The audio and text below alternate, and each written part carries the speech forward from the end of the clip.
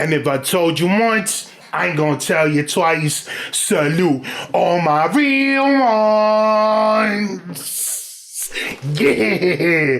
Listen, champ, we got the Tay-K of New York, AI Hound. It's crazy because he looks like a young version of King Von. Word. But anyway, we gonna get straight to the video. I never heard of him, but about to find out about him now. Like button, subscribe button, notification bell, press those. Let's go. Tay-K is known for his viral track, The Race, which blew up back in 2017 while he was on a run for murder. Now, 2 years later, a 15-year-old rapper from New York took a page out of his book and did the race after shooting an innocent bystander in the head. This is the true story of AI Hound, the Tay-K of New York. Before we dive in, shout out to OJ the Demon for their video on AI. Make sure y'all tap in with their channel. Not much is known about AI Hound's come up. He grew up in Yonkers, and CBS reported that his dad died when he was young. By the time he was 12, he was already in the streets.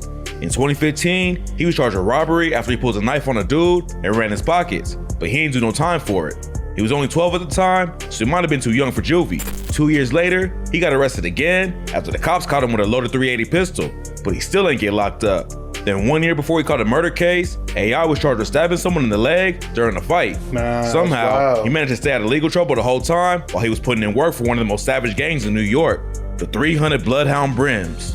The 300 Bloodhound Brims is a blood set that's allegedly responsible for some of the most brutal crimes in Yonkers, including murdering a theater employee over a cell phone. On April 15th, 2017, a 300 Bloodhound Brim named Michael Pettiford walked up to Dage Thomas at the Cinema Deluxe Ridge Hill in Yonkers and started taunting him. Dage was just trying to do his job at the theater, but Pettiford wouldn't leave him alone and called him out for the fade. Dage told him he didn't want to fight, and then Pettiford grabbed his phone and ran off. Dage went after Pettiford to get his phone back, and the two of them got into a struggle, and that's when Pettiford pulled out a knife and stabbed Dage in the chest. Pettiford took the phone and just walked out of the theater while Dage fell to the floor and told the people around him he couldn't breathe. EMTs rushed to the scene to help, but Dage was pronounced dead later that night. Pettiford was eventually arrested and sentenced to 18 years in prison, and he pleaded guilty to manslaughter and robbery. But that wasn't the only savage attack 300 Bloodhound Brims allegedly committed. On June 17th, 2021, memorials being held around North Broadway and Ashburton Avenue. What's the point? The cops was already there monitoring the event because they knew gang members would be in the area, but they still couldn't stop what was about to happen. At around 9 p.m., a 33-year-old man walked into a convenience store near the memorial and was followed by 300 Bloodhound Brims. They confronted him inside the shop, then followed him back out into the street. As soon as he walked outside, one of the Bloodhound Brims hit him in the back with a liquor bottle. Then another ran up and knocked him onto the ground. While he was unconscious on the ground, 11 other members jumped in and started punching and kicking him in the body and head. The brutal attack was caught on camera, and by the time they all ran off, the victim was left with broken and missing teeth, cuts on his face and body, and bleeding in his brain. They also snatched 2 chains and a watch from him before they left. The detectives on the scene called in backup to help him chase down the suspects on foot, and 5 gang members were arrested within just a few minutes of the attack. Over the next few weeks, they went through surveillance footage frame by frame to identify the rest of them. When the investigation was finished, 13 300 Bloodhound Brim members was arrested, and 1 dude who repped the Mac Ball of Bloods went down with them. One of the Bloodhound Brims who was arrested that night was a dude named Velly Vels. Vels is a rapper from Yonkers and was allegedly shooting a video in the area when the beating went down. Vels has several tracks with AI, and it seems like he's just as reckless too. Shit is According real, to bro. Yonkers Like, Times, the 300 Bloodhound Brims is responsible for or involved in numerous violent activities in the city of Yonkers and surrounding municipalities, including felony assaults, robberies, and multiple acts of gun violence. And just a couple months before they stopped this dude out, they was also accused of being involved in the shooting of a 6-year-old child. AI Hound fit right in with the 300 Bloodhound Brims. The wild environment he grew up in turned him into a certified savage, but the street life caught up to him fast, and he ended up killing an innocent woman before he was even old enough to drive. On April 25th, 2019, AI was at a park in Yonkers and allegedly snatched another dude's gold chain. He ran off with it, but the dude he robbed linked up with some friends and started hunting them down. Around 6:30 that afternoon, they saw AI on the corner of Lake Avenue and Morningside Place, and surveillance cameras caught what happened next. In the first clip, AI's ops can be seen hopping out of a car and chasing after him on foot. Then the second camera shows AI pull out his gun and bust a shot when the ops got close to him. He missed the target, but unfortunately, the bullet went past and hit an 18-year-old woman named Marilyn Cotto Montanez in the head. Marilyn lived just half a block from the area and was walking her 9-year-old sister to the store when she got hit. When the bullet struck her head, she yelled at her sister to run, then collapsed to the ground. Her life was tragically cut short by senseless violence, and her little sister watched it all happen. After the shooting, the cops connected AI to the murder almost immediately, and he went on the run. Bro. He made it all the way to North Carolina, but the feds was brought in to help track him down. The Yonkers police commissioner told CBS News, "We need information from the community to locate him. Again, we want to hold him accountable for his actions, and we're not going to stop until he's in custody."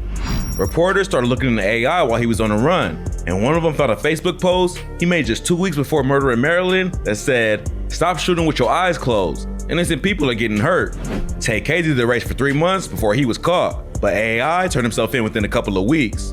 The FBI had agents in Connecticut, Florida, Pennsylvania, and North Carolina looking for him, so it was only a matter of time before they caught up to him anyway.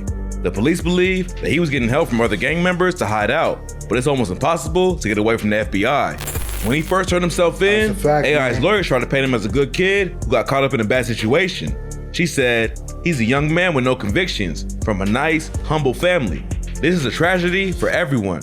He's here to say he's not guilty and he's gonna fight the case." But the prosecutors had a different idea of AI, and they even said that his mom helped hide him while he was on the run. AI's lawyer also said he only ran because of the media attention. She told the court he lived his whole life in Yonkers. They've been wanting to surrender him, but the circus surrounding this tragedy put them in a position where they wanted to do it properly. AI turned himself in without the cops ever finding them, but the mayor of Yonkers still tried to take credit.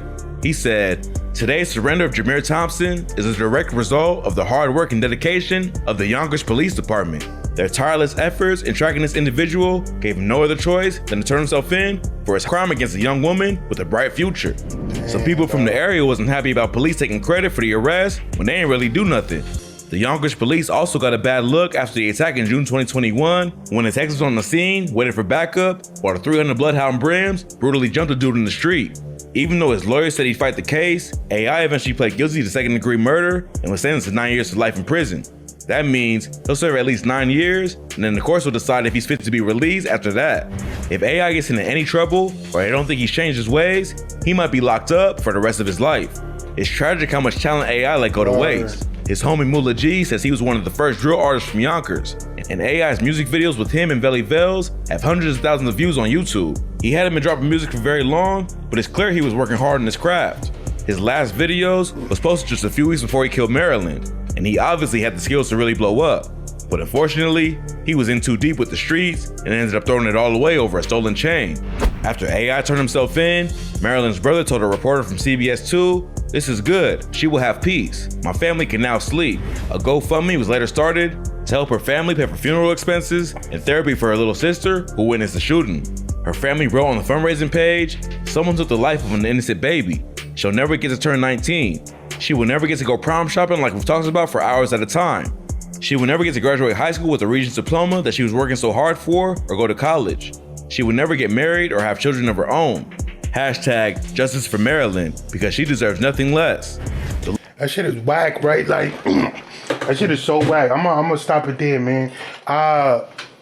Like, it's just whack on so many fronts. Like, yo, bro, like it's crazy. Like you always have, you know, mixed views about all this shit.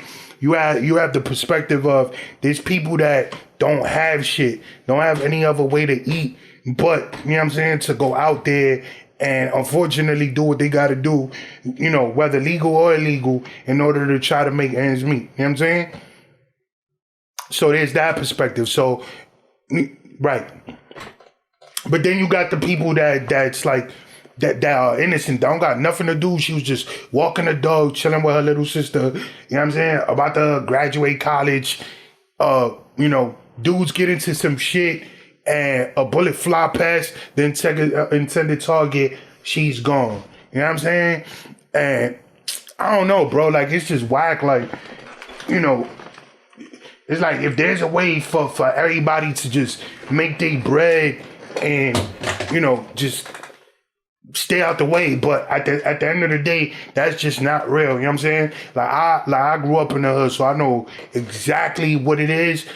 That's just not real. At the end of the day, all you could do is if you in it, you in it, and you're gonna have to you know, face whatever consequences you face, whether that's jail or unfortunately death. And if you're not in the street, you stay out the way. And I mean, she would, right? Like, even if you stay out the way, what are you supposed to do? Just lock yourself in the crib, not walk your dog? Like, that shit is whack, man. But there's nothing you could do, man. Condolences to the family, and you know, a lot of young lives is lost to the BS, man. Like, that's why I tell people, man, yo, just do what you got to do, get your bread, and try to change your family tree so you can make it about the hood, bro. That's all I can really say, man. I know I said a lot. It is what it is for y'all to break it down. But let me know what y'all thought about the video. Leave a comment in the comment section. My name is Rain. Catch you on the flip side. RC, we should wait for it.